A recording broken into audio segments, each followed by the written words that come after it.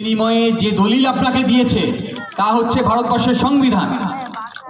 আর এই ভারতবর্ষের সংবিধান তার প্রতিটি পাতা যা লেখা আছে তা আপনার অধিকার। প্রতিটি পাতায় যা লেখা আছে আগামী দিনের ভারতবর্ষ কিভাবে চলবে সে কথা লেখা আছে। আর একটু আইনের কথা বলছি, একটু আপনারা ক্লান্ত হবেন না।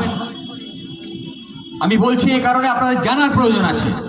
আমরা রাস্তায় দাঁড়িয়ে নারায়ে তাকবীর বলবো, আমরা নিশ্চয়ই এক জায়গায় জড়ো হব, আমরা প্রতিবাদ করব, কিন্তু জেনে বুঝে করতে হবে। আক্রমণটা অনেক গভীরে আছে।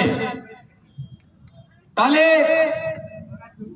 ভারতবর্ষের সংবিধানের একটা চ্যাপ্টার আছে যেটাকে আমরা বলি directive principal of state policy.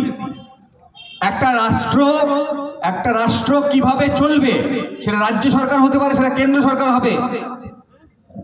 সেই রাষ্ট্র ব্যবস্থা কি পলিসি